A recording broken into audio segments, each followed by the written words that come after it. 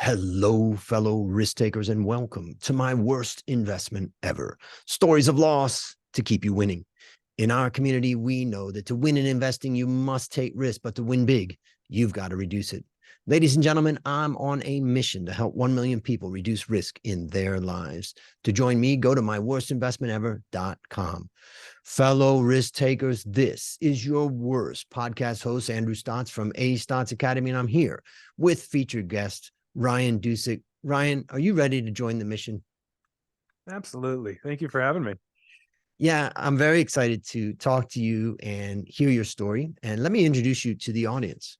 Ryan is an associate marriage and family therapist, life coach, and mental health advocate, as well as the founding drummer of the world's most popular band, Maroon 5. He's also a columnist for Variety magazine and the author of the new book, Harder to Breathe, a memoir of making Maroon 5, losing it all, and finding recovery. His life has been a long and winding road from aspiring pop star with anxiety to heartbroken alcoholic to thriving mental health survivor and messenger of hope in recovery. Goodness gracious, Ryan, take a minute and tell us about the unique value you're bringing to this wonderful world. The unique value that I am bringing to this world at this point in my life is my life experience up until this point. I feel like I've lived like 4 different lifetimes at this point. My childhood up until a certain age, the years that I invested into the band that became Maroon 5, and when I say invested, I mean time, sweat, energy, passion, purpose, inspiration, everything that goes into building something like that for over a decade, and then a decade that was lost to addiction, really, and had some mental health issues, anxiety and depression and otherwise. And then this whole new path that I'm on now, which has been so fulfilling, where I'm giving back of everything that I've learned in my journey as a therapist and as an advocate and as an author and writer. And so I think the gift that I bring most is the experience of all of those parts of my journey, the lessons I've learned, and the ways in which they inform the things that I'm doing now in being of service to others. Yeah, I guess when I think about my own journey of kind of destruction and then recovery, I think about you, I think, it could be that your highs were higher than mine, but that Perhaps. could also mean that your lows were lower, Yeah. and, but one of the questions I had is that, what's interesting, I have my best friend is a drummer and he is also recovering alcoholic in his case.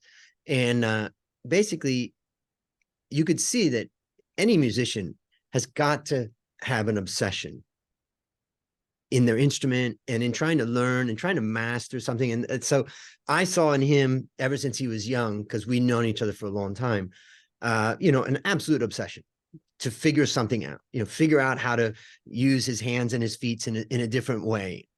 And then that obsession went into alcohol and drugs. And then, of course, once that's gone, the alcohol and drugs are gone. Is the obsession gone? Maybe not. We're kind of the same people, but we're trying to cope with our behaviors. But I'm just curious, like, how was your youth like as far as that? What was it like before you really hit the alcohol, and then what happened, and then what happened afterwards in relation to that? Well, I was actually relatively late to the game in terms of drinking and all that stuff. I was a good kid, I was the responsible one. I never really got in trouble. I always did what my parents expected of me, and in that regard, I was high achieving. I was more or less the model student and the golden child, I guess, in my parents' eyes. At least that's what they told me. And I had several different passions before I ended up with the addiction. And the first one, biggest one as a child, was probably baseball. I thought I was going to be a pitcher for the Dodgers someday, and that was a very meaningful thing for me at age 12, where that was my whole life. I had other passions at that age. I enjoyed writing, and like I said, I was an academic kid.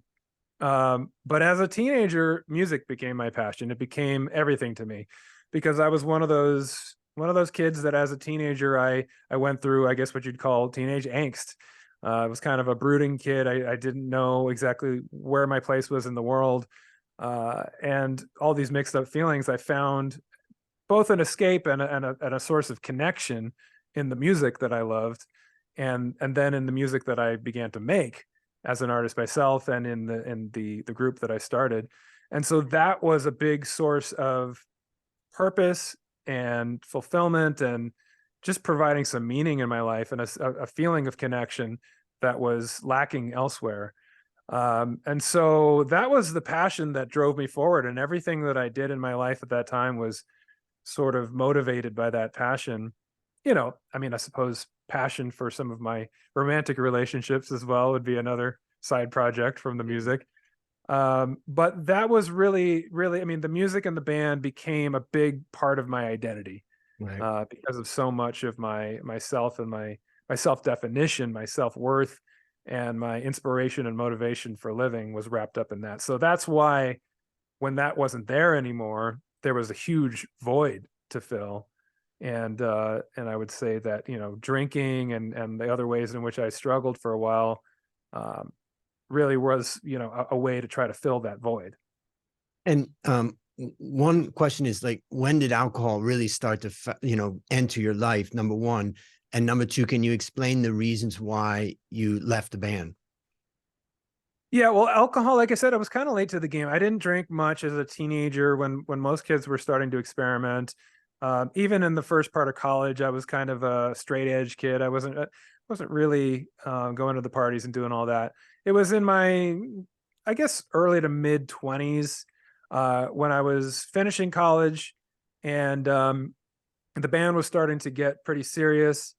That alcohol just kind of became a way to facilitate a good time. Mm. It was very innocent at that time. It was just really a way to enhance the good times, to go out and to be more social. And I was kind of a shy kid and introverted, and had some social anxiety. And I felt at that time that, alcohol made me the best version of myself. I was able to be more present, more connected to the people around me, and I was more clever and witty and fun and able to let loose. And so I didn't really see any downside to it at that point in my life. And then I took that attitude on the road with us when we went. We made the album Songs About Jane, and it came out in 2002 when I was about 24, 25. And we spent the next 3-4 years of our life promoting that record, which was very exciting and fulfilling in a lot of ways, but it was also exhausting and really broke me down over time. Mm. Being somebody who put a lot of pressure on myself, I experienced a lot of performance anxiety, imposter syndrome. Is the perfectionism meeting up with the demands and the pressures of that lifestyle. And there just wasn't a whole lot of downtime. There wasn't a lot of time to recuperate. So just running on adrenaline for weeks and months and then years. And at a certain point, the alcohol started to creep up a little bit. I don't remember being a heavy drinker to the point where I was like drunk or hungover on stage when I was performing, but I started having physical problems performing. First, shoulder pain, joint pain, and then it became nerve problems, coordination issues. And then at a certain point, I just had to stop playing and was trying to recover from that, trying to come back, and it just wasn't working. And that's when the alcohol started to really start to creep up, because I was now, for the first time, instead of drinking or to facilitate good times, to go out and make a good time even better, I was now drinking to self-medicate or to escape negative feelings, painful feelings, physical, emotional, psychological, spiritual pain, right? So in that time, it was becoming more of a, what you would call, I guess, excessive or abusive drinking or using. And then when I left the band, which was, essentially I was just not able to play the drums anymore the way that I used to. I was having a lot of physical issues, and it just didn't make any sense anymore for me to be able to be the drummer in the band. It was time to make another album and start a whole other album cycle. And the band was just very concerned about my ability to do it. So, reality kind of slapped me in the face at that point, and I had to deal with the loss of that identity that I had wrapped up in the band and everything that was my life at that point for the previous decade or so. So now there was a huge void, and that's when I had really nothing standing in the way of alcohol filling that void completely for a while. Mm. Can you remember that day that the decision was made, either yourself or with the band, other band members, or what was your feeling on that day? Yeah, well, actually, it was an important enough day in my life that I made it the prologue to my book, Harder to Breathe, because I looked at it kind of like this is the scene of the crime. If you're telling like a murder mystery, it's like you go straight to the scene of the crime and you're trying to figure out how did it get to that, and then where did it go from there. So I made it the first chapter because I wanted it to be like, okay, this is how bad things got, and this is the moment when my life changed forever. Mm. And then I go back to the beginning of my life and I lead up to that point, which comes about 2/3 into the book. So it was, I think for the year or so prior to that, I was in a state of denial to a certain extent. I knew that inside I was really feeling broken and feeling defeated, and my body was not cooperating with me, and my mental health was deteriorating. But I think I at least on a surface level, there was a facade of sort of feeling like I could maintain the charade on the surface. I Mm. looked like I was still a rock star having a great time and just partying with the boys. But in that moment on that day was when that sort of denial or rationalization kind of all went out the window, because the band finally addressed the elephant in the room. We all knew it was happening. We all knew it was Mm. kind of leading to this moment, but it was the moment in which I couldn't really, I couldn't pretend anymore. So it was, it was a lot of anxiety. It was, God, it was just a flood of emotions. I was angry, and not even really knowing who I was angry at. I was angry at the band. I was angry at God. I was angry at the universe, but really I was mostly angry at myself, because I felt like I had done this to myself and that I was a failure and there was something wrong with me. And so, very complicated emotions. And it was heartbreaking more than anything. It was like having everything that you'd worked for over a decade and everything that was, defining of myself and my self-worth and my identity just kind of pulled out from under me in an instant, even though I kind of knew it was coming. Mm. And I want to talk about what you're doing now before we get into the story. And but before we do, I'm just going to briefly tell my little bit of my story, which was that I got addicted to drugs and alcohol at a young age. And when I was 16, 17, my parents put me into a treatment center in Minnesota. And within 4 days of getting out of there, I was getting high again. And then I decided I'm going to run away and, live my own life. I was 17. And I ended up actually living in a little chicken coop behind a friend of mine's house until eventually the cops found me, because my parents said, no, you're not. And they, called the cops, and eventually they got me back. And what they did is sent me to another treatment center in Baton Rouge, Louisiana. And so I went there, and then eventually I went to another treatment center in Cleveland, outside of Cleveland, Ohio, which is a long-term treatment center for 7 months. But one of the things that catches me about what you talk about, marriage and family therapists, is that one of the things I really appreciate what those treatment centers did is they had family weeks. And particularly in the first two, the long-term one, it was like every week is family week because my family would come up. But basically, they pushed me to address every issue from my past. And it was bloody painful for my mom and dad, for me, for my sisters, for everybody. It was painful. But it opened me up to a new life, a life without constraints, a life without, I'd cleared away the wreckage of my past. So my question to you is, what is your message to people that come to you, for help about, marriage, family, life coach, mental health? How would you clarify your message to them and just say, some people listening to this will never be able to come to you for X number of reasons, but they want to get your message? What would it be? Well, I don't know if I have one message for all of my clients, but I think that, what I've learned and what I try to impart is that, the only way through something painful is through it, right?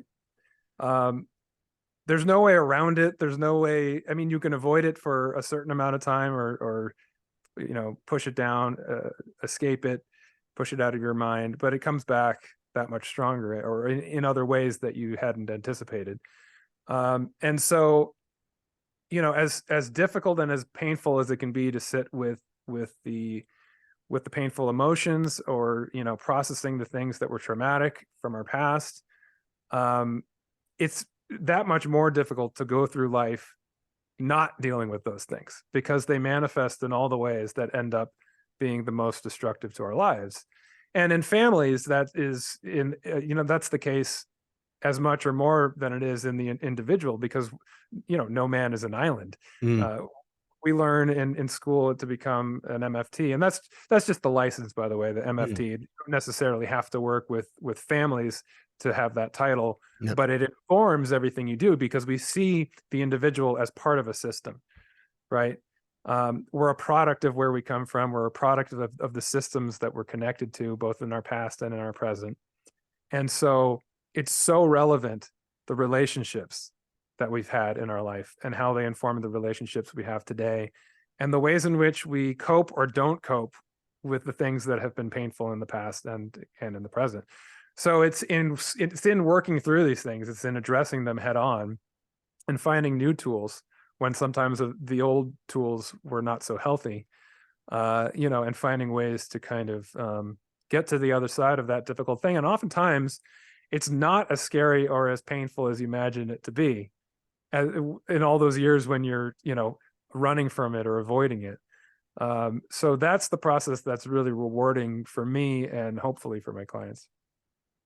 Yeah, so I love that the only real way of getting through something is to get through it. You've gotta, and I know for all of us, we put off dealing with things because it's painful, it's scary, it's overwhelming. But I think there's a quote by Mark Twain saying that I had many terrible things, in my life, and some of them happened. you know like how much is in our head as to how painful and difficult this is, when in fact a lot of times from a therapy perspective it's just kind of identifying what the core issue is and then cutting through it and getting down to the meat of it. In fact, I have a product and a service that I sell here in Thailand called Profit Bootcamp, where I help mid-sized family businesses double their profits in 12 months. And people always say, how can you do it? And it's like, because families don't talk. Mm.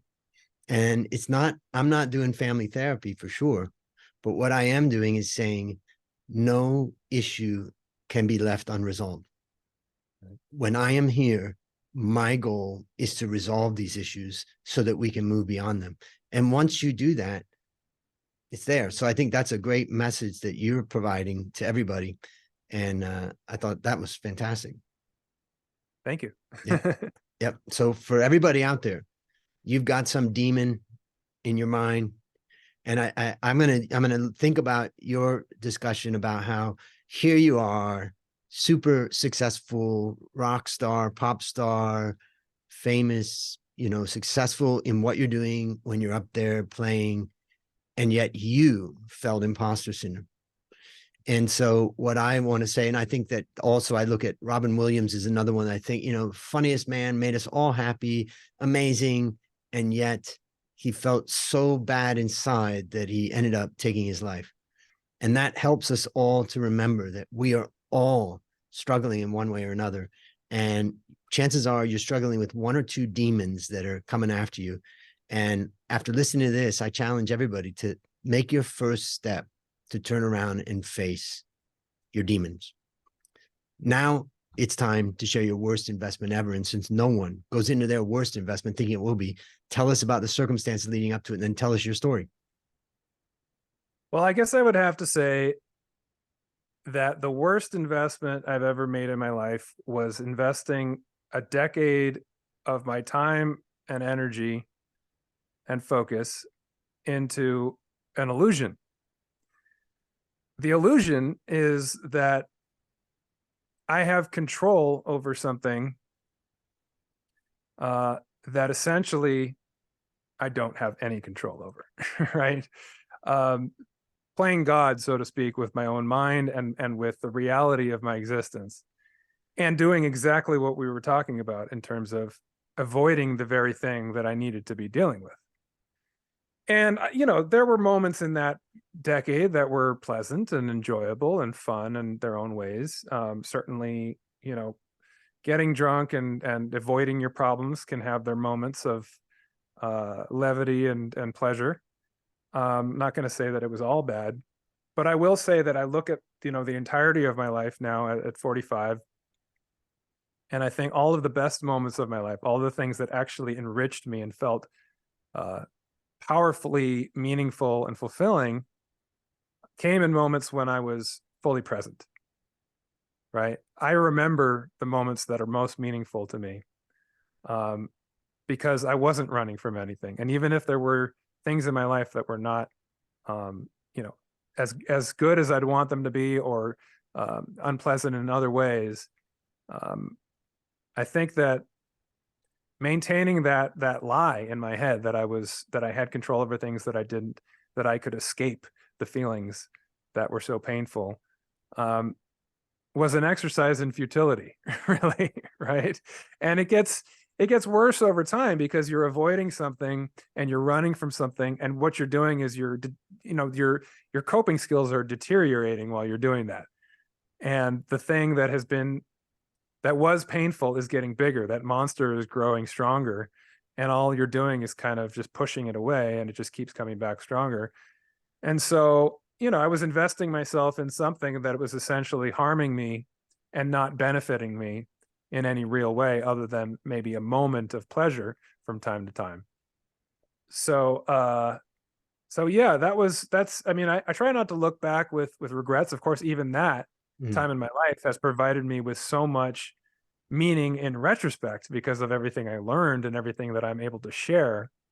So in some ways, my worst investment in myself has also been one of my best investments, in that, as I said at the start, my life experience is what I cherish most in terms of when I speak, when I write, when I talk to my clients, my ability to connect with people, not just in the good things that I've experienced, but in the tragic and painful things that I've experienced.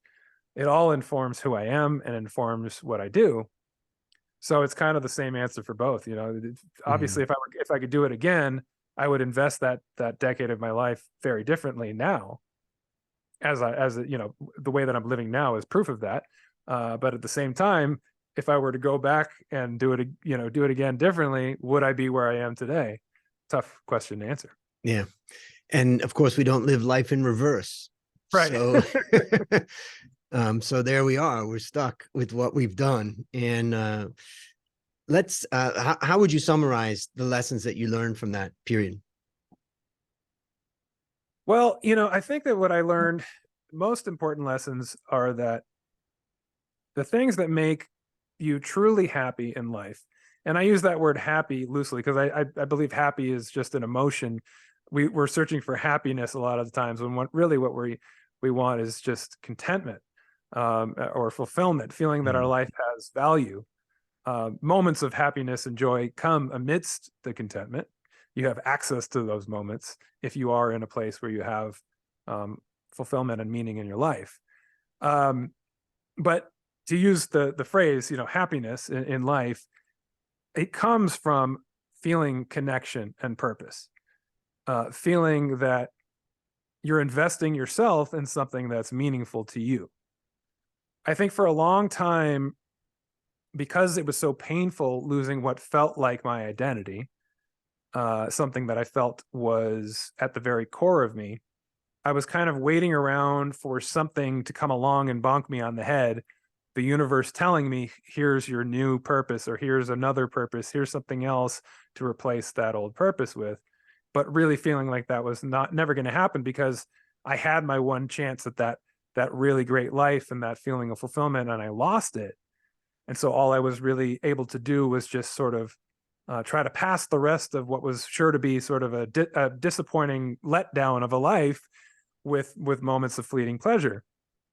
But what I learned when I got that all out of the way, and started to invest myself in new things that I was passionate about, is that meaning and purpose is not something that's necessarily handed to you by God or the universe. If you believe in those things, then perhaps that's meaningful to you, but it's something that you can create for yourself in the way that you choose to use your mindset to look towards ways in which you can grow and find new connection, new purpose. And so that was really enlightening for me. And I found it pretty early on in recovery, because it was the feeling of service that drove that for me, feeling that I had something to offer another human being in a helpful way. And a light bulb just kind of came on, and I said, here I have been sort of running away from any sense of responsibility or connection to anything in life, and realizing that's the one thing that would actually make me begin to enjoy my life again.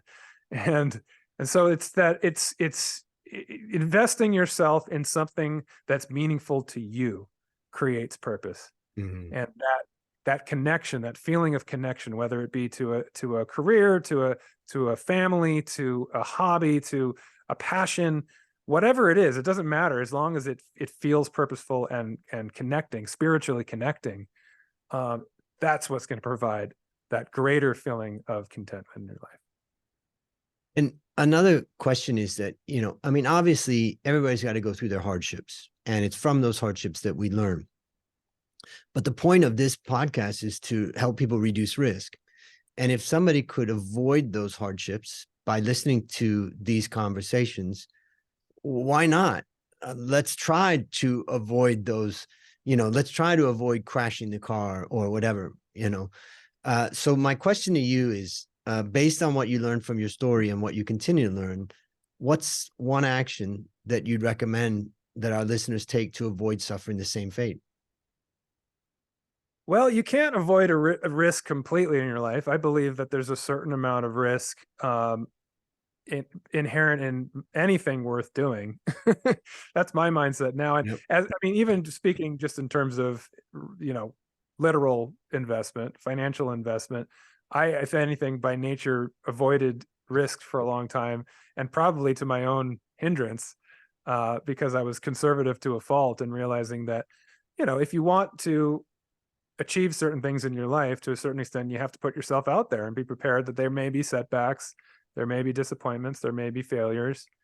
And that's part of the process, ultimately, to getting to where you want to be.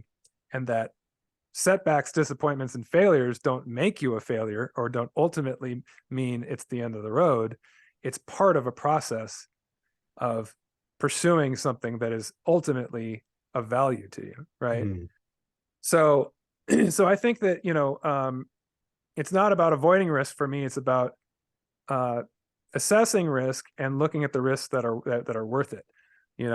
If I wanted to be an NBA star as a 10-year-old, and I was very aware that I had to invest those 10,000 hours of hard work to get there, good chances that I'm going to have to make some sacrifices along the way, and I'm probably going to fall on my ass a few times and going to feel like all of this hard work is not paying off, right? That doesn't mean I'm not going to do it. It doesn't mean I'm not worth it. Even if I didn't ultimately get to the NBA, there are rewards that would come from that journey that you might not even have foreseen. So for me, I think that the change for me has been recognizing that the failures, the sometimes when you do lose, the risks you take and the failures you have can be part of a mindset of growth. It can be part of seeing those things not just as threats to my existence or to my sense of self, but as challenges to overcome and to learn from.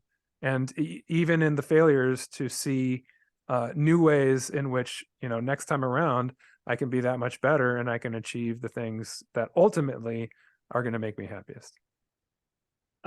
And for the listeners out there, I'm going to have links in the show notes for your book, Harder to Breathe, a memoir of making Maroon 5, losing it all, and finding recovery. So let me ask you, besides the book, which obviously is a great resource that you've created, what is the other resource that you'd recommend for our listeners? Well, one of the things that I find really helpful for my recovery, and I recommend to a lot of my clients, is the practice of mindfulness. Mindfulness is essentially different than a lot of other forms of meditation, in that it's not just a meditation. It's a mindset, it's a philosophy, it's a way of living that is centered on acceptance, in the same way that recovery from addiction is centered on acceptance. That's step one, right? Um, I think that's part of the reason why mindfulness spoke to me, because it's essentially a philosophy. It's an Eastern philosophy based meditation that is very much based in radical acceptance of the present moment, right? For whatever it is, all of the things that might be painful, all of the things that might be challenging, but also all of the things in which we might be building up in our mind as more than they are. And it's the reality is that not that much is actually really happening right now. There's no monster in the room that's going to kill me. It's my own mind or my own fears that are informing some of the anxieties or the reasons why I'm not able to act on things or move forward with grace in my life. So it's a way to calm the self, but it's also a mindset that allows you. It's kind of a paradox, because it's the art of being, right, as opposed to doing. Learning how to be, and how to be in acceptance of the present moment without having to change it in any way or to place judgment or criticism on it. And so it's the opposite of doing in that regard. But the irony is that in learning how to be, you actually become more effective at doing, because a lot of times the things that block us from doing things that we want to do are the fears and the anxieties, or the things we project onto that thing that are not reality. It's just our mind kind of spinning out. So being fully present gets us out of the things from the past that we're carrying with us, or the anxieties about the future that are blocking us, and allows us to just be present with what we're engaged in this moment, which is all you really need to do to get where you're going, right? You can have goals and you can have a long-term plan, but you can't do all of that now. All you can do is what you can do right in this moment, right? So if you have a 5-year plan, there's one thing that you're doing right now in this moment, and that's all you really need to focus on. So for those people that want to learn more about mindfulness, just come on over to Thailand, and we have some great mindfulness retreats here, as well as in India. And I know now there's also plenty of them in the US. Those are some great options, and there's some great books on it. I know Eckhart Tolle is one of the ones that I've enjoyed, Practicing the Power of Now as an example. But I think I'm a little bit behind where you're at with it. But I know that when the demons come up in my head, and it's 3 a.m. and I've woken up and they're chasing me down, I always turn on the Practicing the Power of Now by Eckhart Tolle and just listen to it. And what he tells me in that book is focus on this immediate moment. And at this immediate moment, there is no danger. There is no threat. And that just absolutely calms me. Mm-hmm. So I love the tip. Yeah, my inspiration, or my sort of relationship with mindfulness, at first it was difficult. I'll tell you, because I was in rehab at the Betty Ford Center.